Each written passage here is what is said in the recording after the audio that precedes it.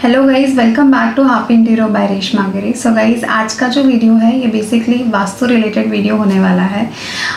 काफ़ी टाइम से मैं वास्तु के लिए पढ़ भी रही थी और चीज़ें खुद एक्सपीरियंस कर रही थी। क्लाइंट के थ्रू जब क्वेश्चंस आते हैं कि हमें हमारा घर जो है वो प्रॉपरली वास्तु के हिसाब से करना है and how we can do it, and अगर वास्तु के हिसाब से नहीं है तो हम क्या रेमेडीज़ कर सकते हैं। As per now we have a different team for the vastu person जो एक प्रॉपरली तरीके से वास्तु के हिसाब से उसको प्लान आउट करते हैं। बट आई थॉट कि कुछ ऐसी चीज़ें होती है जहाँ पे अगर क्लाइंट को या फिर हम बेसिकली जब घर लेने के लिए जाते हैं तो एक बेसिक जो चीज़ें हमें पता होनी चाहिए घर खरीदने से पहले, वो मैं आप सभी लोगों के साथ शेयर करूँ सो दैट आप जब भी आपका एक ड्रीम हाउस खरीदने जा रहे हो तो आपको ये चीज़ें पता होनी चाहिए कि आप क्या क्या चीज़ें हैं जो वास्तु के हिसाब से फॉलो कर सकते हो। सो गाइस, ये रीज़न है कि मैंने वास्तु टॉपिक क्यों चूज़ किया कि हम इस पे ब्लॉगिंग करना स्टार्ट करते हैं। बिकॉज़ वास्तु के हिसाब से बहुत सारी चीज़ें होती हैं अगर आप 100% वास्तु में जाते हो, बट जब आप वास्तु के अंदर 70% भी उसे फॉलो करते हो तो आपकी बहुत सारी चीज़ें जो है वो क्योर हो जाती है इसी के अंदर। So that is why I thought कि let's start with the series जहाँ पे हम bedroom, living room, washrooms, kitchen, हर एक का वास्तु जो है आप सभी लोगों के साथ मैं शेयर कर सकूँ। जितना ज़्यादा नॉलेज उसका मेरे पास है, जितना ज़्यादा एक्सपीरियंस उस चीज़ का मेरे पास है। So guys, let's start the video with that. जैसे अभी आप स्क्रीन पे देख रहे हो, ये जो इमेज दिखाई दे रही है बेसिकली ये एक आर्किटेक्चरल वास्तु स्क्रीनिंग है।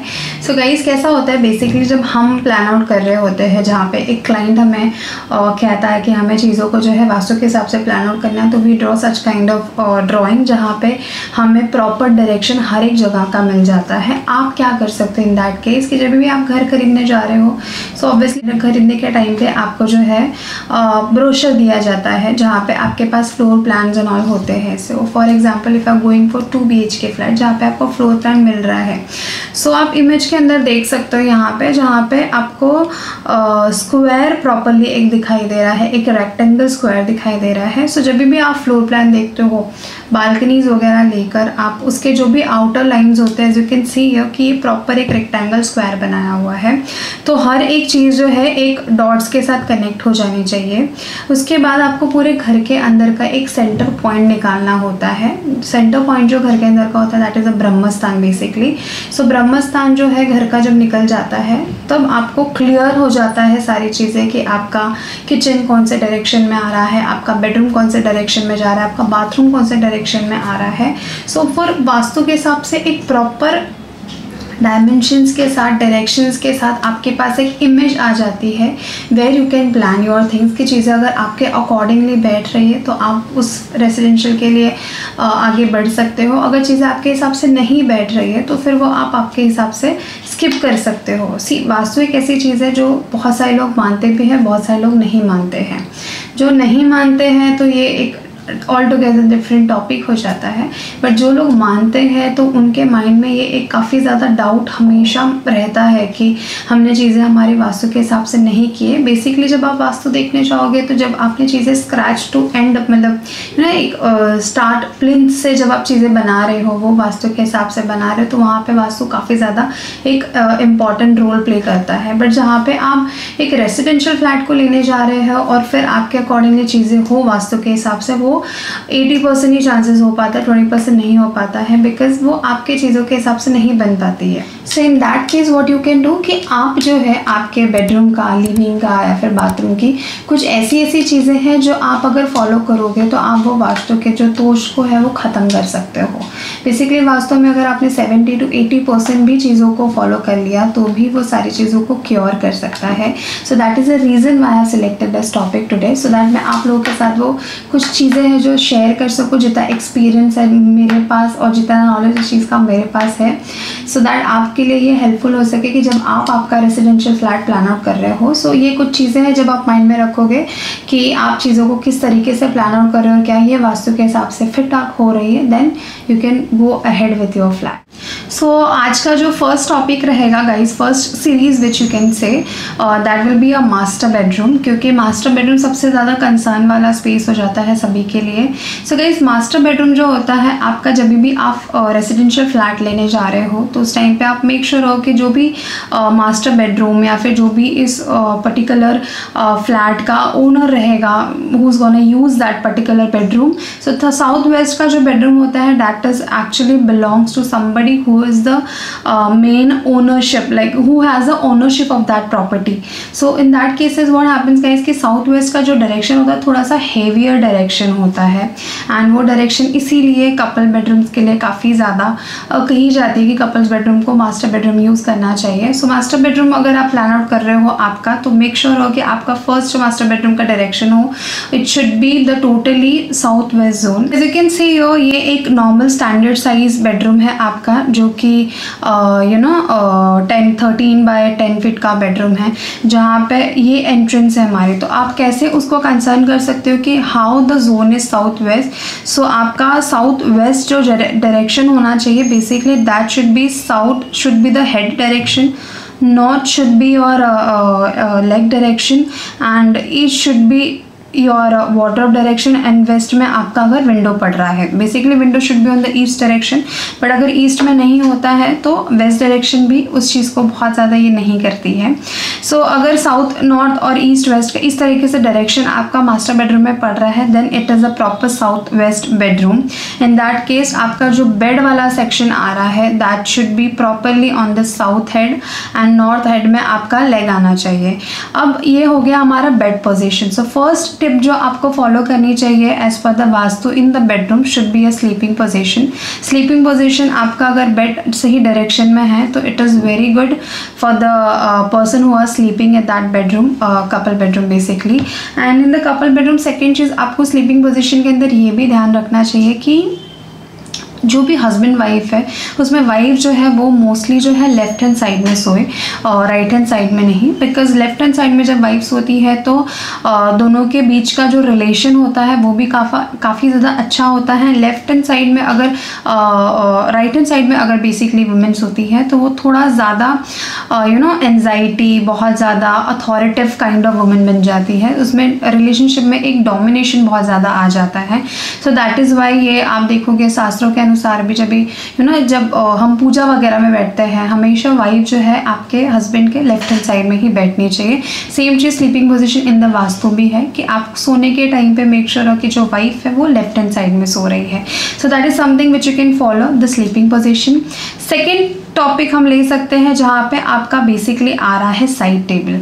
सो जब भी हम साइड टेबल प्लान आउट करते हैं बेड के साइड में, अब मेक श्योर हो कि साइड टेबल की जो हाइट होती है बेसिकली वो आपके हेड लेवल तक नहीं आना चाहिए। साइड टेबल हमेशा जो होता है वो बेड का ही लेवल आना चाहिए। या आप सीन जहाँ पे बहुत लोग ऐसे करते हैं कि साइड टेबल रेडीमेड लेके आ जाते हैं जो थोड़ा सा डेकोरेटिव वे में होता है तो उसकी हाइट थोड़ी सी ज़्यादा होती है। इन दैट केसेस व्हाट हैपन कि साइड टेबल की हाइट जब आपके स्लीपिंग पोजीशन से थोड़ी सी ऊपर हो जाती है, या फिर साइड टेबल के ऊपर आप कोई भी इस तरीके का स्टोरेज लेते हो जो आपके सर के पास आए, तो it give you a little heavier look.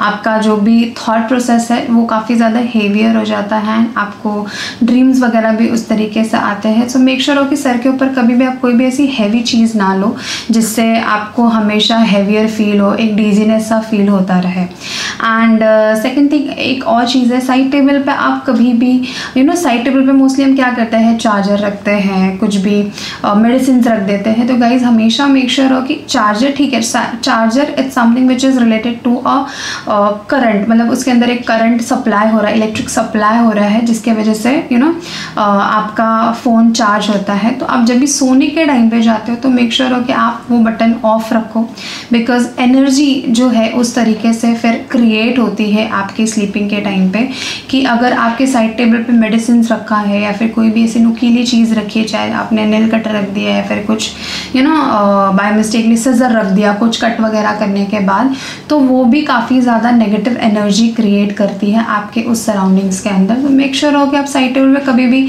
हमेशा एक पानी रखो, चाहे वो आप एक ग्लास के अंदर रख सकते हो या फिर एक बॉटल के अंदर रख सकते हो, कुछ क्रिस्टल्स रख सकते हो, कुछ बुक्स रख सकते हो। So this gives a positive energy. जब भी आप उठते हो तो वो पॉजिटिव एनर्जी आपके पास आती है। मेडिसिन वगैरह कभी भी सर के पास आप मत रखो, बिकॉज वो हमेशा आपको जो है रेस्टलेस फील कराएगा। सो ये हो गया हमारा साइड टेबल वाला पार्ट जो आप फॉलो कर सकते हो in the vastu. Third is thing which is related to money. So money का कैश इनफ्लो हर एक इंसान की लाइफ में बहुत ज़्यादा ज़रूरी होता है। सो जब भी आप मास्टर बेडरूम प्लान कर रहे हो, स्पेशली अ वार्डरोब, मेक श्योर हो कि आपके वार्डरोब का जो भी डोर्स है वो आपका जो डायरेक्शन में ओपन हो रहा है वो ईस्ट वेस्ट का डायरेक्शन हो। एंड सेकेंडली जो भी आपका अवेलेबल चीज़ें हैं, लाइक फॉर एग्जांपल गोल्ड हो गए या फिर कुछ सेविंग वाले आपके पैसे हो गए, उनको हमेशा आप नॉर्थ ईस्ट डायरेक्शन में ही रखो। तो नॉर्थ ईस्ट द डायरेक्शन जहाँ पे आपके पैसे हमेशा स्थिर रहते हैं, मतलब इट इज़ कॉन्स्टेंट, आपके पैसे टिकते हैं, रहते हैं। एंड मोस्ट प्रोबली ऐसा होता है कि शायद वार्डरोब के अंदर हमारे पास वो नॉर्थ ईस्ट का डायरेक्शन नहीं मिल पाता है। So in that cases what you can do कि आपके घर के पूरे कॉर्नर में कहीं पे भी एक नॉर्थ ईस्ट का डायरेक्शन आ रहा रहेगा, उसको आप यूज़ कर सकते हो हिडन वे में बनाकर, जहाँ पे आप आपकी कांस्टेंट वाली जो चीज़ें हैं, गोल्ड हो गए या फिर पैसे हो गए, आप उससे वहाँ रख सकते हो।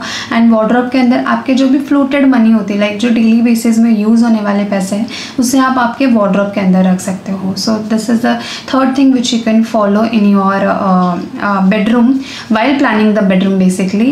And fourth बहुत important चीज़ है which is a mirror. So basically mirror हर एक इंसान आपके बेडरूम में, अपने बेडरूम में प्लान आउट करता है। तो मिरर जो होता है वो स्ट्रेट अवे आपका फेस और आपकी बॉडी का रिफ्लेक्शन क्रिएट करता है। सो कभी भी आप आपके बेड के सामने जो है मिरर मत प्लान करो, बिकॉज वो एक नेगेटिव एनर्जी आपके बॉडी पर रिफ्लेक्ट करता है and also in your relationship. So mirror कभी भी प्लान आउट नहीं करना चाहिए। मिरर के लिए बेसिकली आप वास्तु के हिसाब से जाओगे तो it should B not either on the east zone में रखना चाहिए। बट अगर नॉर्थ और ईस्ट का डायरेक्शन आपको फिर भी नहीं मिल रहा है तो आप आपके साइड टेबल के ऊपर वाला जो सेक्शन है वहाँ पे मिरर प्लान आउट कर सकते हो, क्योंकि वो आपका अपोजिट डायरेक्शन होगा जहाँ पे कहीं पे भी आपका रिफ्लेक्शन नहीं क्रिएट होता है। And fifth thing is that guys कि आपने देखा होगा कि मोस्ट ऑफ द टाइम पे हम क्या करते हैं कि टीवी यूनिट प्लान आउट करते हैं। And TV unit plan out करने के टाइम पे उसी कि टीवी यूनिट की जो हाइट होती है वो हम बेड के लेवल पे रखते हैं, सो दैट हमारी कंफर्टेबिलिटी रहे कि हम सोकर भी टीवी काफ़ी अच्छे से देख सकें। सो एज़ पर वास्तु जब आप इसे देखोगे तो ये भी हमारे लिए काफ़ी ज़्यादा बुरा असर छोड़ता है, बिकॉज टीवी बंद होने पर मोस्टली आप देखोगे कि उसके अंदर जो ब्लैक मिरर का रिफ्लेक्शन होता है that is straight away reflection of your body. So आप मेक श्योर हो कि जब भी आप टीवी यूनिट प्लान आउट कर रहे हो तो टीवी की जो हाइट है it should be on a standard size, जहाँ पे सोने के बाद जो है आपकी बॉडी का रिफ्लेक्शन जो है वो टीवी के ऊपर नहीं दिख रहा हो।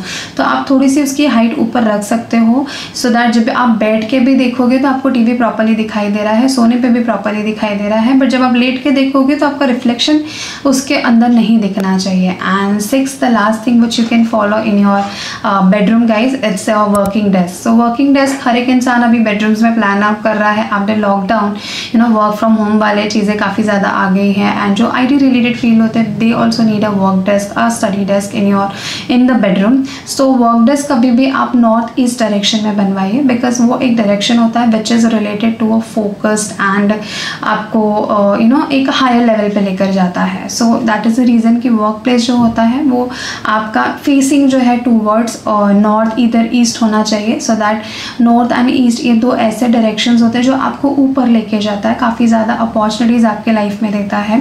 तो that is Y North is the direction for the working desk and for the study desk. Seventh, what you can follow in the master bedroom is the color palette. So guys, south west एक direction ऐसा होता है जहाँ पे color palette जो है हमेशा lighter based होना चाहिए, ना कि darker zone में जाना चाहिए। तो आप स्क्रीन देख सकते हो, ये color palette आप आपके bedroom के लिए यूज़ कर सकते हो। Guys, that's it about the master bedroom and do let me know अगर आप इसमें से कुछ चीज़ें और ज़्यादा जानना चाहते हो। एंड नेक्स्ट वेडनेसडे जो है आपकी मैं अगेन बैक करूँगी with the normal washroom, because master bedroom से आई वॉज थिंकिंग कि हम एक बाथरूम में जाए, then living and kitchen and other thing. So next episode जो रहेगा that will be about the washroom, because washroom में भी काफ़ी सारी ऐसी चीज़ें होती है जो हमें फॉलो करनी पड़ती है as per the vastu. To let me know guys आपको ये वीडियो कैसा लगा और ये वीडियो आपके लिए कितना ज़्यादा इन्फॉर्मेटिव था या नहीं था. सो गाइज आई होप आपको ये वीडियो पसंद आए and do let me no आपको वास्तु के रिलेटेड प्लेलिस्ट में इंटरेस्ट है या नहीं है, because I also wanted to know this thing कि आप मेरे इस वीडियो को कितना पसंद करें और कितना नहीं. एंड गाइज अगर अभी तक आपने मेरे चैनल को सब्सक्राइब नहीं किया है तो do subscribe the video channel so that आपको आगे आने वाले अदर वीडियोज़ जो है वो देख सको. And you can press the bell icon to so that आपको नोटिफिकेशन जो है प्रायर बेसिस पे मिल जाए and you can see our video. Thank you so much for watching it.